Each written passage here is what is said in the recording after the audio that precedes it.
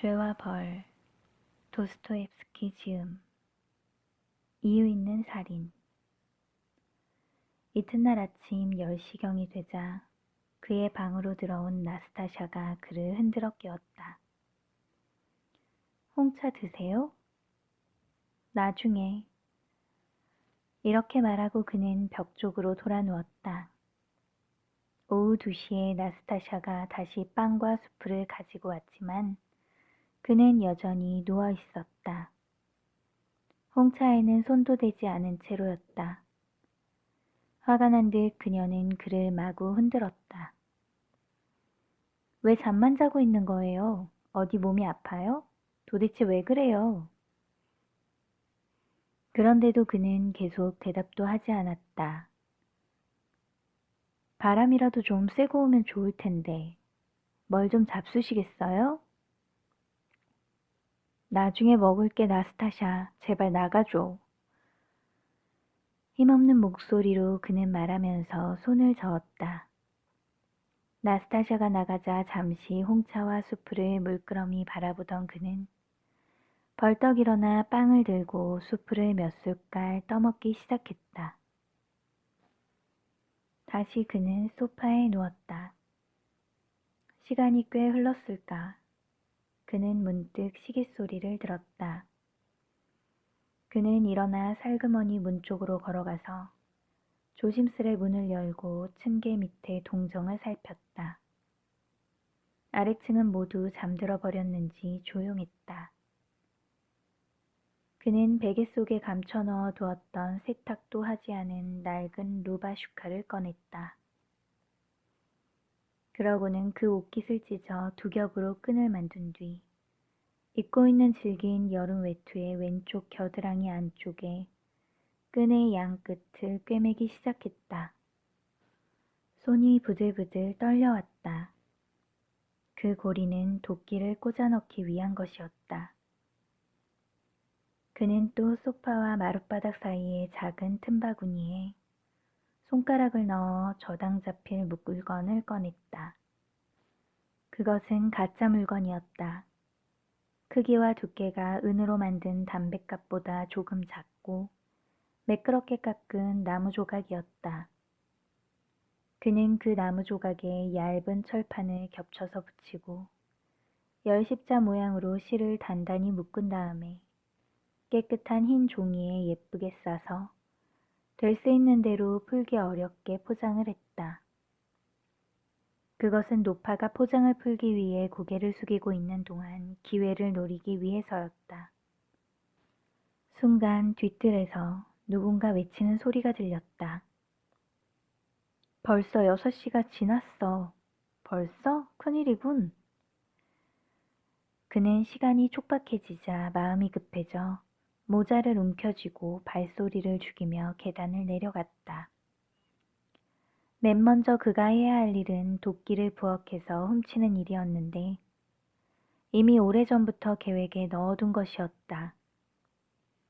그는 나스타샤가 늘 저녁 되면 문을 열어둔 채 집을 비우고 이웃집이나 가게에 간다는 것을 잘 알고 있었다.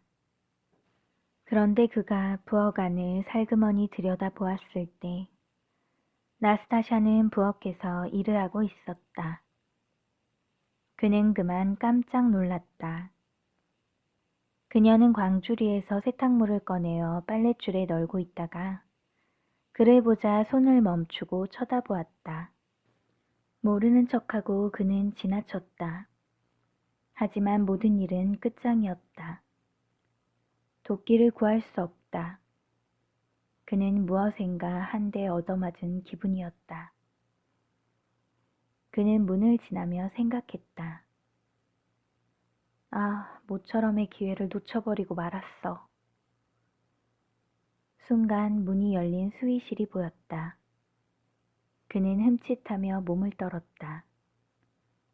그런데 거기서 몇 발짝 안 되는 수의실의 의자 밑에서 무언가 반짝 빛나는 것이 눈에 띄었다. 마침 수의는 없었다. 주위도 살펴보았으나 아무도 없었다. 그는 조심스럽지만 재빠르게 다가가서 살펴보았는데 그것은 도끼였다. 장작개비 사이에서 그는 도끼를 꺼내어 왼쪽 외투 안쪽에 만들어 붙인 고리에 건 다음 양손을 주머니에 쑤셔 넣고 스위시를 나왔다. 어느 누구에게도 들키지 않았다. 길을 가면서 사람들에게 조금도 의심받지 않도록 그는 침착하게 걸었다. 길을 가는 사람들에게 신경 쓰지 않았고 쳐다보지도 않았다. 문득 어느 가게 안을 곁눈질해 보니 그곳의 벽시계가 7시 10분 전을 가리키고 있었다. 서둘러야겠군. 중요한 점은 우측 도로로 해서 그 아파트의 뒤쪽으로 가야 한다. 온갖 생각들이 그의 머릿속에서 빠르게 지나갔다. 어쩌면 형장으로 끌려가는 죄수가 나처럼 이렇게 온갖 생각을 할 거야. 이런 생각도 머릿속을 스치고 지나갔다. 벌써 다 왔군. 저 집이야. 바로 저 문이야. 그때 근처 어디선가 7시를 알리는 시계 소리가 들렸다. 벌써 7시란 말인가? 그럴 리 없어. 저 시계가 빠른 거야. 정문도 보는 사람 없이 무사히 통과했다. 운 좋게도 그때 커다란 집 마차가 건초를 싣고 지나갔으므로 그 옆으로 몸을 숨길 수가 있었다. 집마차가 안뜰로 들어서자마자 그는 재빨리 오른쪽으로 빠져나왔다. 문 오른쪽에 노파의 방으로 가는 계단이 있었다. 그는 숨을 깊게 들이쉬고 한 손으로는 도끼의 위치를 바로잡았다. 그러고는 귀를 계속 기울이면서 계단을 오르기 시작했다. 2층에 문이 열린 방 하나가 있었는데 그 안에서 페인트 공이 일을 하고 있었다. 그는 무관심한 채 지나쳤다. 3층은 모두 빈 방이었다. 벌써 4층에 도착했다. 그는 갑자기 숨이 턱 막히는 듯 했다. 잠시 노파의 방문 앞에서 귀를 기울였다. 아무 소리도 들리지 않았다. 옷 속에 감춘 도끼를 다시 한번 만져보았다. 심장이 세차게 뛰고 있었다. 그는 천천히 손을 뻗어 초인종 줄을 잡아당겼지만 아무 기척이 없었다. 그래서 30초쯤 기다렸다가 다시 당겼지만 역시 대답은 없었다. 그는 문에 귀를 대었다. 잠시 후 옷깃이 스치는 소리가 난 뒤 조심스레 문고리에 손이 닿는 소리가 들렸다. 노파 역시 숨을 죽이고 바깥 동정을 살피는 것 같았다. 그래서 일부러 몸을 움직이기도 하고 낮은 목소리로 중얼거리기도 하면서 그는 자신이 몸을 숨기고 있는 것이 아니라는 것을 알리려고 했다. 다시 3번째로 초인종 줄을 당겼다. 그러자 안에서 문고리를 벗기는 소리가 들리면서 곧 문이 조금 열렸다. 그리고 2개의 날카롭고 의심 많은 눈이 그를 빤히 쳐다보았다. 안녕하세요, 알료나 할머니. 그는 될 수 있는 대로 상냥하게 말했지만 그 목소리는 떨리고 있었다. 저 할머니, 저당 잡힐 물건을 가지고 왔는데요. 그러고는 노파가 들어오라는 말을 하기도 전에 그는 방 안으로 들어갔다. 이봐요, 무슨 일이에요? 알료나 할머니, 저를 모르시겠어요? 전에 말했던 그 물건을 지금 가지고 왔어요. 노파는 잠시 동안 저당물을 슬쩍 보더니 이내 이 불청객을 뚫어질 듯 쳐다보았다. 처음 오는 사람도 아닌데 왜 그렇게 쳐다보기만 하십니까? 싫으시다면 다른 데로 가겠습니다. 그는 퉁명스럽고 분명하게 말했다. 그러자 조금은 안심이 됐는지 노파는 저당물로 눈을 돌렸다. 너무 뜻밖이어서. 가져왔다는 물건은 뭐요? 은으로 만든 담뱃갑입니다. 저번에 말했잖아요. 노파는 손을 내밀었다. 안색이 좋지 않군요. 거기다 손까지 떨고. 병이라도 났소? 예, 열이 조금 있는 것 같습니다. 제대로 먹지 못하니 안색이 나빠질 수밖에요. 그는 무뚝뚝한 어투로 말했다. 저당물을 받아들고 노파는 그 무게를 가늠해보고 끈을 풀기 위해 창 쪽으로 돌아섰다. 단단히도 묶었군. 왜 이렇게 꼭꼭 묶어놓았을까? 노파는 짜증스럽게 중얼거리며 그에게로 몸을 돌리려 했다. 그 순간 그는 품속의 도끼를 꺼내 팔을 높이 들어 노파를 힘껏 내려쳤다. 갑작스럽게 당한 노파는 악 하고 비명소리를 냈지만 그 소리는 매우 작았다. 힘없이 노파의 몸이 앞으로 고꾸라졌다. 두 손을 머리에 올리고 있었지만 한 손에는 여전히 저당물을 꼭 쥐고 있었다.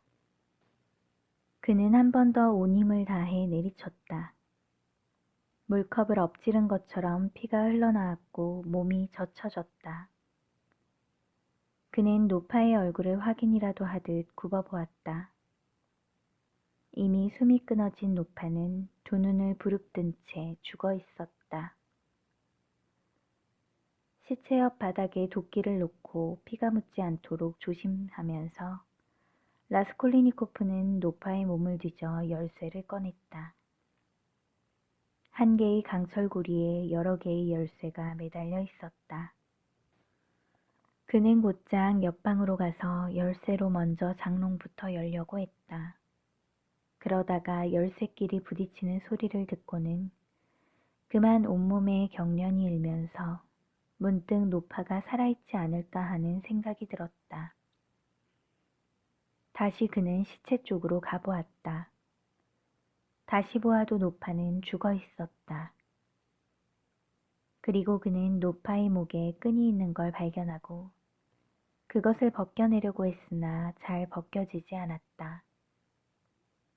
그 2분여 동안 애를 쓴 끝에 간신히 벗겨냈다. 그러는 동안 그의 손은 온통 피투성이가 되어 있었다. 그가 예상했던 대로 끈에 달려있던 것은 지갑이었다. 나무와 구리로 만든 십자가와 에나멜 칠을 한 성상, 그리고 쇠로 된 태와 고리가 함께 달려 있었다. 지갑은 불룩했다. 지갑을 살펴보지도 않고 그는 주머니 속에 쑤셔 넣었고 십자가는 노파의 가슴 위에 던졌다. 그런 뒤 다시 도끼를 들고 침실로 가서 장롱을 열려고 했지만 열쇠가 잘 맞지 않았다. 할 수 없이 그는 장롱을 그대로 두고 침대 밑을 들여다보았다. 거기에는 빨간 양가죽으로 덮인 강철못을 가득 박은 괴짝이 하나 있었다. 그래서 열쇠로 열었는데 하얀 시트가 덮여 있었고 그 밑에는 붉은 천을 댄 토끼털 외투가 있었다. 그는 괴짝 안을 뒤지기 시작했다. 그 속에는 팔찌를 비롯해 목걸이, 귀고리, 장식핀 등 노파가 저당 잡은 물건임에 틀림없는 금붙이들이 가득했다. 재빨리 그는 그것들을 바지와 웃옷 주머니에 마구 쑤셔 넣었다. 이때 노파가 쓰러져 있는 방에서 발소리가 들렸다. 그는 급히 손을 멈추고 숨을 죽였다. 그러자 이번에는 가느다란 신음소리가 들리는 것 같았다. 그는 한동안 숨죽이고 있다가 도끼를 집어들고 뛰쳐나갔다. 큰 보따리를 든 리자베타가 방 가운데에 서 있었다. 겁에 질린 채 그녀는 죽은 언니를 넋이나간 표정으로 바라보고 있었다. 그때 갑자기 도끼를 든 사나이가 나타나자 부들부들 떨며 얼굴이 하얗게 질렸다. 소리를 지르려 해도 소리가 나오지 않았다. 라스콜리니코프는 생각할 틈도 없이 도끼를 들어 정신없이 리자베타를 내려쳤다. 그 자리에서 그녀는 고꾸라지고 말았다. 그녀마저 자신의 손에 죽자 라스콜리니코프는 더욱더 심한 공포에 빠져들었다. 그는 경황없어 하면서도 부엌을 들여다보았는데 부엌 한 구석의 의자 위에 반쯤 물이 담긴 물통이 놓여 있었다. 그는 손과 도끼를 씻어야겠다고 생각하고 안으로 들어갔다. 깨진 접시 위에 비누도 있었다. 그는 비누로 손을 씻고 도끼도 씻었으며 도끼 자루까지 깨끗이 씻은 다음 빨랫줄에 널린 옷을 걷어 세심하게 깨끗이 닦았다. 그리고 조심스럽게 도끼를 외투 속의 고리에 걸고 난 뒤 바지와 구두도 살펴보았다. 얼른 여기서 도망을 쳐야 해. 그는 재빨리 현관 쪽으로 뛰어갔다. 그런데 놀랍게도 현관문이 조금 열려 있었다. 이런 바보 멍청이. 문에 빗장을 지르지도 않았잖아. 그래서 리자베타가 기척도 없이 들어왔지. 그는 아래층의 동정을 살폈다. 아래층 층계 쪽에서 두 사람이 싸우는 소리가 들렸다. 그는 초조하게 참고 기다렸다. 잠시 후 싸우는 소리가 그치더니 누군가 계단을 내려가면서 노래를 흥얼거린다 싶더니 사방은 다시 조용해졌다. 그가 막 계단으로 한 걸음 나아가려는 순간 층계를 올라오는 누군가의 발소리가 들렸다.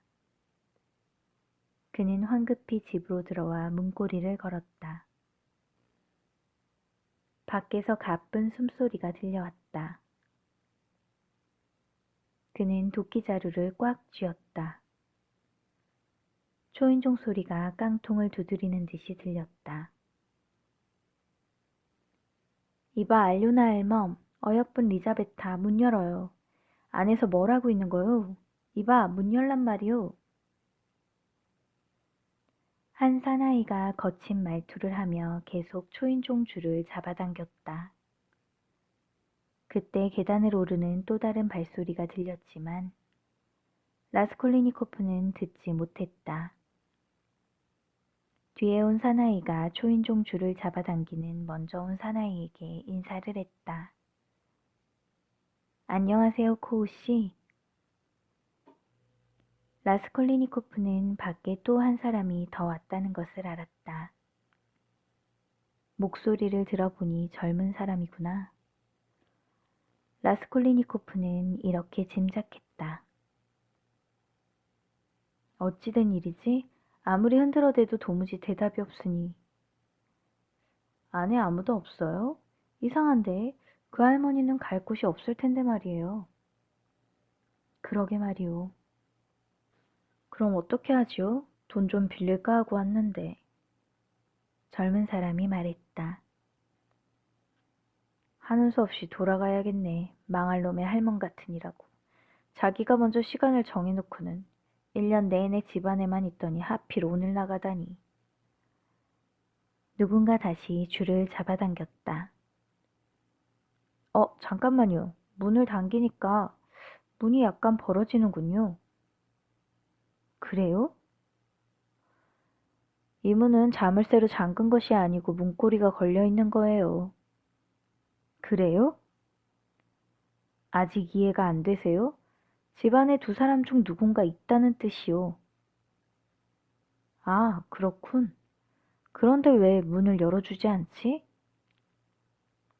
한 사나이가 다시 힘껏 문을 당겼다. 잠깐만, 문을 당기지 마세요. 뭔가 잘못된 일이 생겼어요. 혹시 들이다 기절했거나 아니면 뭐라고요? 하여튼 수위를 불러옵시다. 그게 좋겠군요. 당신은 여기 계세요. 제가 수위를 불러오겠어요. 아니, 왜 나는 나무란 말이오? 저는 예심 판사 시험을 준비하고 있는 사람입니다. 이건 틀림없이 수상한 일이 안에서 벌어졌다는 거죠. 젊은 사나이는 말을 마치고 계단을 뛰어내려갔다. 혼자 남은 사나이는 다시 한번 초인종 줄을 잡아당겨 보았다. 딸그랑. 초인종이 울렸지만 여전히 반응이 없었다. 그는 문을 당겨도 보고 밀어도 보고 문틈 사이로 집안을 들여다보기도 했지만 아무것도 볼 수 없었다. 라스콜리니코프는 초조히 문 옆에 기대어 도끼를 단단히 쥐고 있었다. 누구라도 들어오기만 하면 단번에 도끼를 휘두를 작정이었다. 시간이 제법 지나갔다. 이거 너무 늦는데. 혼자 남아있던 코흐는 이렇게 중얼거리더니 계단을 뛰어내려갔다. 발소리가 사라지자 라스콜리니코프는 살그머니 문고리를 벗기고 문을 열었다. 밖에는 아무도 없었다. 그는 조심스레 나와 문을 닫고 층계를 내려가기 시작했다. 그런데 2층에 다다르자 밑에서 떠들썩한 소리가 들려왔다. 에이, 될 대로 되라지. 나를 보고 무언가 의심한다면 모든 일은 끝장이다. 그는 모든 것을 자포자기한 심정이 되었다. 그런데 그의 눈에 두세 계단 아래쪽에 문이 열린 방이 보였다. 페인트공이 일하던 방이었는데 그는 재빨리 그 안으로 들어가서 문 뒤에 몸을 숨겼다. 그 순간 여러 사람들이 떠들썩하게 짓거리며 4층으로 올라갔다. 그는 다시 황급히 문 밖으로 나와 층계를 뛰어내려갔지만 마침 계단에는 아무도 없었을 뿐만 아니라 현관문 근처에도 사람이 없었다. 드디어 그는 거리로 나왔다. 그리고 왼쪽 골목으로 향했다. 거의 제정신이 아닌 채 큰 길로 나오자 이제는 안심이 되었다. 하지만 그 짧은 시간 동안 여러 가지 일을 겪느라고 그는 거의 정신이 나가 있었다. 얼굴은 땀이 흠뻑 젖어 있고 목덜미는 번들거렸다. 라스콜리니코프는 자기 하숙집 계단에 이르러서야 겨우 도끼 생각이 났다. 도끼를 다른 사람들 눈에 띄지 않게 제자리에 갖다 놓아야 했다. 다행스럽게도 수의실 문은 닫혀 있었지만 자물쇠는 걸려 있지 않았다. 그는 너무 지쳐 있었으므로 수의가 있는지 확인조차 하지 않고 문을 열었다. 다행히 수의는 없었다. 그는 도끼를 원래 있던 자리에 갖다 놓고 장작개비로 덮었다. 자기 방으로 들어갈 때까지 아무도 만나지 않은 것에 크게 마음을 놓았다. 라스콜리니코프는 방에 들어오자마자 옷을 입은 채로 소파에 몸을 던졌다. 그는 오랫동안 눈을 감고 누워 있었다. 한 번씩 눈을 떠 그때마다 밤이 깊었다는 것을 알았지만 일어나지는 않았다. 어느새 주위가 밝아왔다. 그는 소파에 엎드린 채 몽롱한 상태로 있었다. 사람들이 떠드는 소리가 가까이에서 들렸다. 벌써 아침이 됐단 말인가? 소파에서 일어나서 그는 문을 열고 귀를 기울였다. 그러나 온 집안은 잠든 것처럼 고요했다. 그는 창가로 가서 자신의 온몸을 살펴봤다. 입은 채로는 알 수가 없어서 옷을 홀랑 벗은 뒤 헝겊 조각 하나까지도 빠뜨리지 않고 샅샅이 살펴보았다. 그러나 피가 묻은 흔적은 그 어디에도 없었다. 다만 너덜거리는 바짓가랑이 끝부분에 핏자국이 조금 묻어 있었다. 그는 접는 칼로 그 바짓뿌리를 잘라냈다. 그는 그 일을 끝내고 노파의 집에서 가지고 나온 지갑과 물건이 주머니 속에 아직 그대로 있다는 생각을 했다. 그는 즉시 주머니 속에 있는 물건들을 책상 위에 끄집어냈다. 그러고는 주머니를 뒤집어 더 이상 없다는 것을 확인한 후 그 물건들을 구석 쪽에 벽지가 찢어져서 생긴 구멍 속으로 모두 쑤셔 넣었다. 이제 됐어. 아무도 모를 거야. 그는 두툼하게 부푼 벽지를 물끄러미 쳐다보다가 갑자기 소리를 지르며 다시 공포에 떨기 시작했다. 난 도대체 어떻게 된 인간일까? 이렇게 확연히 표시가 나는데도 숨겼다고 할 수 있는 거야? 그는 참을 수 없는 긴장감에 온몸이 떨려왔다. 의자 위에 있던 외투를 뒤집어 쓰고는 또다시 졸음과 환영이 밀려와 소파에 눕고 말았다. 그러나 5분쯤 지나 그는 다시 벌떡 일어나 외투를 집어들었다. 그렇지. 겨드랑이에 매달린 고리를 떼지 않았지. 이런 중요한 것을 잊어먹다니. 그는 옷을 뒤집어 고리를 떼어 잘게 찢은 다음 베개 밑에 옷가지 속에 쑤셔 넣고는 극도로 긴장하여 방 안을 왔다 갔다 하며 허둥댔다. 바지에서 잘라낸 조각이 방바닥 가운데에 떨어져 있는 것을 보았다. 도대체 내가 무엇을 했단 말인가? 그는 갈피를 잡지 못하다가 문득 또 지갑에도 피가 묻었던 것이 생각났다. 그렇다면 피가 주머니 속에도 묻었을 것이 아닌가? 그는 다시 주머니를 뒤집어 보았는데 역시 생각대로 주머니 속에도 핏자국이 남아 있었다.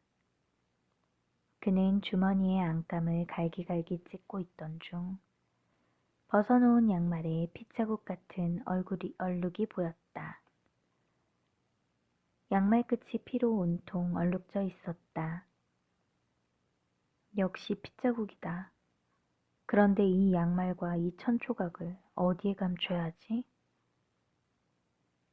라스콜리니코프는 물건들을 모아쥐고 불안과 초조함에 떨면서 방 한가운데 서 있었다.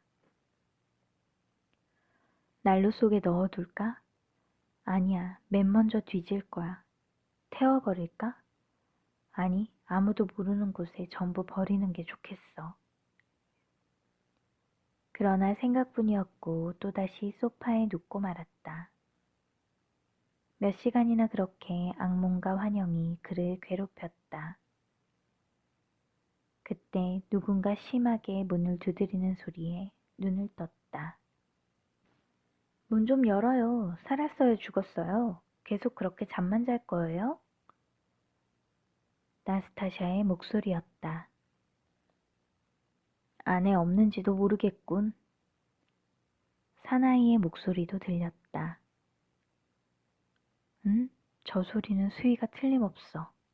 벌써 탈로가 났단 말인가? 그러면 정말 끝장이군. 라스콜리니코프는 벌떡 일어나서 문고리를 벗겼다. 문 앞에 수위와 나스타샤가 서 있었다. 관청에서 온 소환장입니다. 수위가 종이 쪽지를 내밀었다. 순간 가슴이 철렁 내려앉았다. 그는 현기증이 나서 다시 소파에 앉으며 물었다. 어느 관청에서? 경찰서에서 오라는 것이겠죠. 경찰서? 무슨 일로? 내가 그런 걸 어떻게 알겠소? 가보면 알겠지. 그런데 그 밑에 있는 게 뭐요? 라스콜리니코프를 힐끔 보면서 수위가 물었다. 라스콜리니코프는 손밑을 보았는데 자기도 모르게 잘라낸 천조각이며 양말들을 손에 꼭 쥐고 있었다. 어머, 이분 보게. 그따위 지저분한 것들을 왜 쥐고 있어요? 나스타샤가 웃으며 말했다. 그러자 그는 옷가지들을 주머니 속에 재빨리 넣었다. 홍차라도 좀 마시겠어요? 지금 가지고 올까요? 아니, 난 나갔다 와야겠어. 그는 일어서면서 말했다. 그럼 그렇게 하세요. 수위와 함께 나스타샤는 내려갔다. 심하게 떨리는 손으로 그는 호출장의 봉투를 뜯어 읽었다. 관할 경찰서로 오늘 오전 9시까지 출두하라는 소환장이었다. 지금까지 경찰과는 아무 관계가 없었는데 왜 나를 오라고 할까? 이유가 뭐지? 아무리 생각해도 짐작할 수가 없었다. 이건 술책인 것 같아. 나를 불러들여 실토하게 하려는 술책인 게 분명해. 층계를 내려오면서 그는 중얼거렸다. 거리는 참기 힘들 만큼 무더웠다. 햇빛이 너무 강해서 눈이 아팠고 머리도 어지러웠다. 경찰서는 하숙집에서 200m쯤 떨어진 곳에 있었다.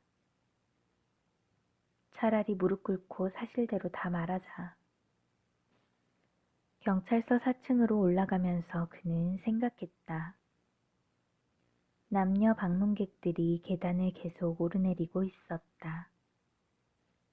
그는 잠시 대기실 앞에서 멈추었다가 집무실로 들어갔다. 후덥지근한 열기와 함께 땀 냄새가 확 풍겨왔다. 서기로 보이는 사람들이 앉아 열심히 무엇인가 쓰고 있었다. 라스콜리니코프는 그중 한 사람에게 다가갔다. 무슨 용무로 왔소? 그는 소환장을 내보였다. 저쪽에 계시는 사무장에게 가보시오. 서기는 별로 흥미 없다는 듯 손가락으로 무심하게 안쪽 방을 가리켰다. 그 방은 사람들로 북적거렸다. 그 안에 부인도 두 사람 있었는데 한 여인은 상복을 입었고 또 한 여인은 하늘색 옷을 입고 있었다. 사무장 앞에 라스콜리니코프는 소환장을 내밀었다. 기다려요. 사무장은 상복 입은 여자만 계속 상대하고자 했다. 아, 틀림없이 그 일은 아니구나. 라스콜리니코프는 조금 안심이 되었다. 상복을 입은 여인이 일을 마치고 일어설 때 경찰서의 부서장인 경감이 들어와서는 모자를 벗어 책상 위에 던지고는 의자에 털썩 주저앉았다. 그는 깔보는 듯한 표정으로 라스콜리니코프를 힐끗 쳐다보았다. 그것은 라스콜리니코프가 입고 있는 옷이 더럽고 누추한데도 기가 죽지 않은 태도를 취하고 있었기 때문이었다. 무슨 일로 왔소? 소환장을 받고 왔습니다. 라스콜리니코프는 겸연쩍게 말했다. 당신을 부른 것은 빚 상환에 대한 건 때문이요. 사무장이 말했다. 빚이라고? 무슨 빚일까? 라스콜리니코프는 다시 한번 생각해 보았다. 그럼 그 일은 아니구나. 갑자기 그는 마음이 가벼워졌다. 경감은 소환장을 보자 화가 치미는 듯 소리쳤다. 오전 9시라고 돼 있는데 벌써 11시가 지났잖소. 제가 이것을 받은 건 겨우 15분 전입니다.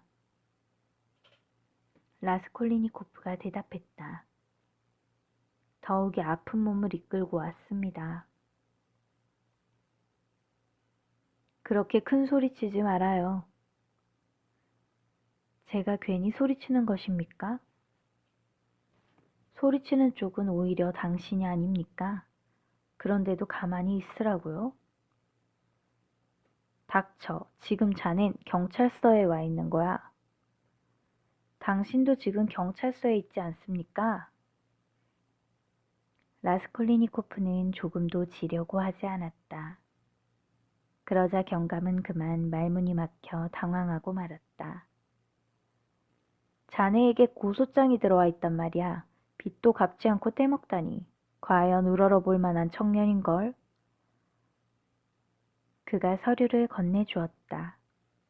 라스콜리니코프는 대답도 하지 않고 그 서류를 읽어보았지만 도무지 그 뜻을 알 수 없었다. 이게 대체 뭡니까? 그는 사무장에게 물어보았다. 당신이 진 빚을 지불하라는 지불 독촉이죠. 당신은 과태료와 함께 빚을 갚든가 아니면 언제 갚겠다는 것을 반드시 서면으로 답해야 합니다. 이와 동시에 빚을 다 갚을 때까지 이 도시를 떠나서도 안 되고 당신의 재산을 팔거나 숨겨서도 안 됩니다. 누구에게도 저는 빚을 진 적이 없습니다. 그건 우리가 상관할 일이 아니고 여기 이렇게 기한이 지난 차용 증서에 대한 고소가 들어와 있어요. 이것은 당신이 9개월 전에 8등관 미망인인 자르니츠차에게 써준 것을 그녀가 다시 7등관인 체바로프에게 넘겨준 것입니다. 아니 그렇다면 그 고소장 장본인이 하숙집 아주머니란 말입니까? 하숙집 아주머니가 어쨌다는 거요? 사무장은 약간의 동정심과 승리감이 담긴 미소를 지었다. 그런데 바로 그 순간 벼락이 치듯 부서장의 호통 소리가 울려 퍼졌다. 늘상 당신 가게에서 추태를 부려 우리가 10번이나 경고를 했었고 이젠 용서치 않겠소. 하늘색 옷을 입은 여인이 덜덜 떨면서 말하는 소리가 들렸다. 그녀는 애교를 부리며 변명을 하려 애쓰는 모습이었다. 그건 그 손님 잘못이고 우린 죄 없어요. 수위 까르르가 찢은 옷값에 변상금으로 오르불이나 줬어요. 알았어, 루이자. 하지만 이게 마지막이오. 그만 가봐요. 언제 내가 한번 조사하러 나갈 테니까. 그녀는 서둘러 나가다가 누런 구렛나루를 기른 경찰서장과 부딪혔는데 급히 허리를 굽혀 인사를 하고 사무실을 나갔다. 또 벼락이 쳤겠군. 재미있다는 듯이 서장이 부서장에게 말했다. 아닙니다. 부서장은 아무것도 아니라는 듯이 말하고 서류를 가지고 자기 책상으로 돌아갔다. 서장은 부서장인 경감에게로 갔다. 경감이 서장을 쳐다보며 말했다. 바로 이 사람입니다. 보시오 선생. 아니 대학생이었지?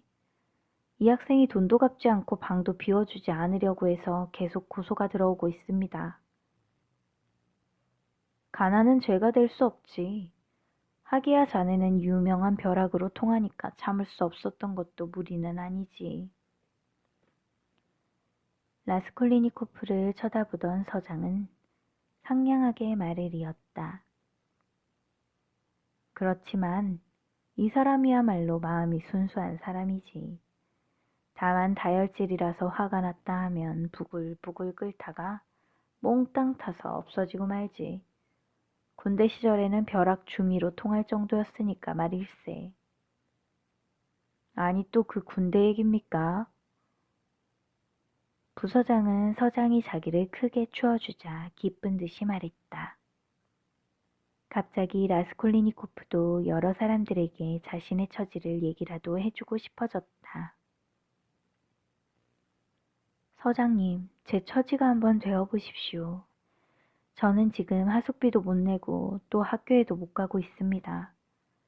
그렇지만 어머니와 누이 동생이 돈을 보내면 곧 빚을 갚겠습니다.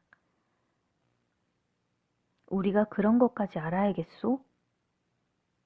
사무장이 주의를 주었다. 하지만 저에게도 변명할 기회를 주세요. 저는 시골에서 올라와 그 하숙집에서 3년 동안 살았습니다. 그리고 주인 아주머니의 딸과 결혼 약속까지 했습니다. 그런데 그 딸이 장티푸스로 1년 전에 죽고 말았지요. 그래도 저는 그 집에서 하숙을 계속했습니다.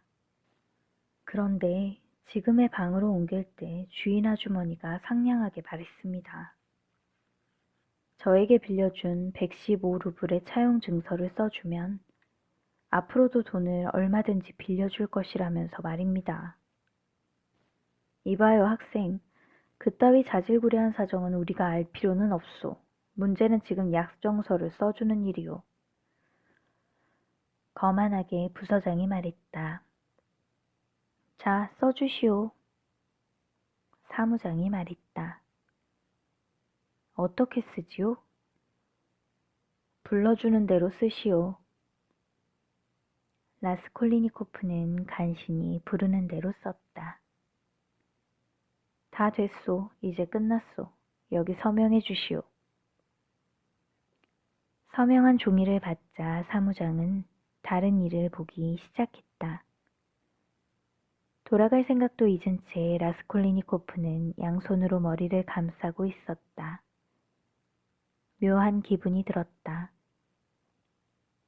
지금이라도 서장한테 모든 사실을 털어놓을까 하는 생각조차 들었다. 그때 부서장에게 서장이 하는 말이 들렸다. 두 사람은 무죄야. 상상해봐. 그 두 사람의 짓이라면 수위를 무엇 때문에 부르겠나? 하지만 그들이 처음 문을 두드렸을 때 닫혀있던 문이 3분 후에 다시 갔을 때는 열려 있었다고 하는 게 아무래도 수상하지 않습니까? 바로 거기에 문제가 있어. 범인은 안에서 빗장을 걸고 있다가 수위를 부르러 간 틈을 타서 교묘하게 도망친 거야. 그러나 범인을 본 사람이 아무도 없지 않습니까? 두 사람의 대화를 듣고 있던 라스콜리니코프는 까무러칠 것 같은 기분이 되어 부랴부랴 밖으로 나왔다. 오랫동안 숨통이 막혀 있다가 거리로 나서자 그제야 숨을 제대로 쉬는 것처럼 느껴졌다. 조만간 가택수색이 시작될 것 같군. 아마 나에게 혐의를 두고 있는 것 같아. 그런데 이미 가택수색을 하고 있다면 어떻게 해야 할까? 그는 전보다 더 큰 공포에 사로잡혀 있었다. 그러나 그가 집에 돌아와 보니 아무 일도 없었다. 그는 서둘러 방구석으로 가서 벽지 속에 손을 넣어 물건을 꺼내 허겁지겁 주머니 안에 넣고는 방문을 활짝 열어놓은 채 집을 나섰다. 그는 걸음을 빨리하며 걸었다. 몸은 돌덩이처럼 무거웠다. 하지만 의식은 또렷했다. 그는 최적이 무서웠다. 누군가가 자신을 미행할지도 모른다는 생각이 자꾸만 들었다. 어떻게든 빨리 이 증거를 없애야 한다. 그렇지만 어디로 가야 하나? 운하에 하나도 남김없이 던져버리자. 그러면 안전하게 끝나겠지? 그는 이렇게 생각하면서 계속 걸어갔다. 그러나 버리는 것도 쉬운 일이 아니었다. 그는 예카테리나 운하 기슭을 30분 넘게 오가며 몇 번이나 주위를 둘러보았지만 어디에나 사람들이 있었기 때문에 버릴 수가 없었다. 그래, 네바 강으로 가자. 그는 네바 강을 향해 다시 걷기 시작했다. 그보다 숲속에 파묻고 표시를 해두면 어떨까? 결국 그는 엉뚱한 생각을 하고 말았다. 거리에서 광장 쪽으로 걸어가다가 왼쪽에 벽으로만 둘러싸인 출입구를 발견한 것이다. 그곳은 마치 공장이나 철공소 따위로 쓰였던 건물 같았다. 그는 뜰에 사람 그림자조차 없는 것을 보고 급히 안으로 들어갔다. 문 옆 담벽에는 홈통이 매달려 있었고 문과 홈통 사이에 묵직한 돌이 놓인 것이 보였다. 그래, 바로 여기가 좋겠군. 그는 있는 힘을 다해 돌을 뒤집었다. 그 자리에는 움푹 팬 구덩이가 생겼다. 재빨리 그는 주머니 안의 물건을 전부 꺼내어 구덩이 속에 넣었다. 그리고 드러낸 돌로 다시 제자리에 덮었다. 다소 높아진 것처럼 보이긴 했지만 흙으로 고르고 발로 밟자 감쪽같이 눈에 띄지 않게 되었다. 그는 누가 볼세라 얼른 큰 길로 나와 걷기 시작했다. 아, 모든 증거는 이제 사라졌다. 누가 일부러 돌밑을 뒤지려 하겠는가. 그 건물을 지을 때부터 그 자리에 있었던 게 틀림없다. 그는 이런 생각을 떠올리면서 자기도 모르게 웃음이 나오는 것을 느낄 수 있었다.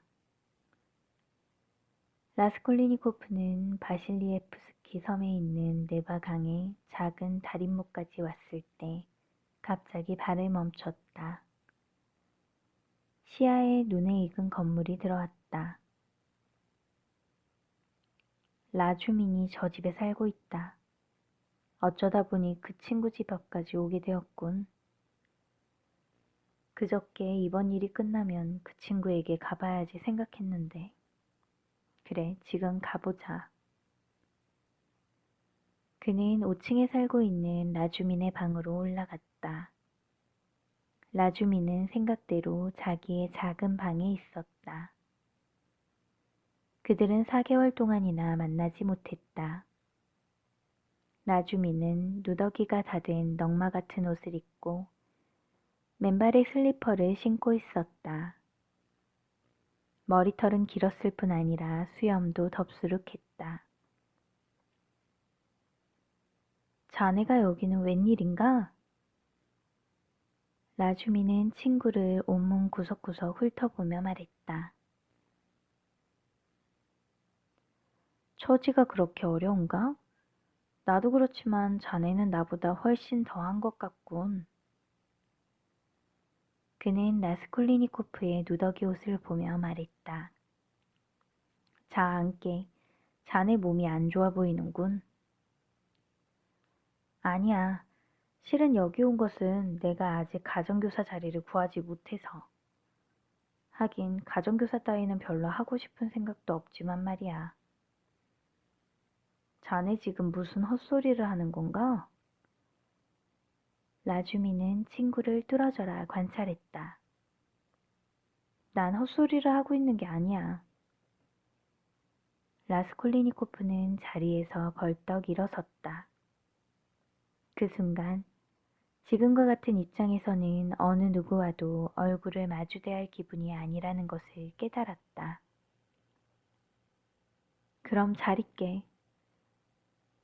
그는 짧게 말한 뒤 밖으로 나가려고 했다. 잠깐만 기다려봐, 이 친구야. 아니, 난 가겠어. 그의 손을 라스콜리니코프는 뿌리쳤다. 이 별난 친구야, 기다려. 나도 지금 가정교사 자리는 없어.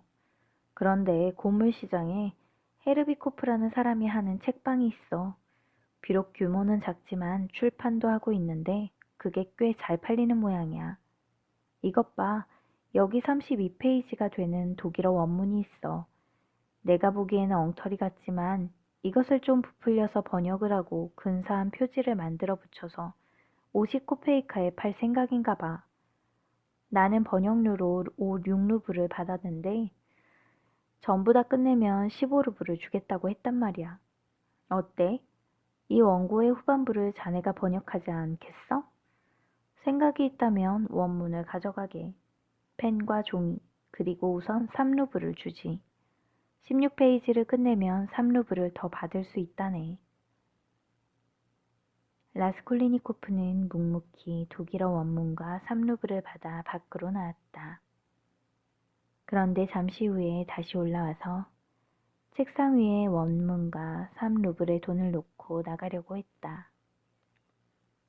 아니, 자네 왜 그래? 그러자 라주민이 화가 나서 소리를 질렀다. 이제 필요 없어, 번역 따위는. 이렇게 중얼거리고 그대로 방을 나와 라스콜리니코프는 계단으로 내려갔다. 그래? 어디 네 마음대로 해보게. 라주민도 어이가 없어 더 이상 잡지 않았다.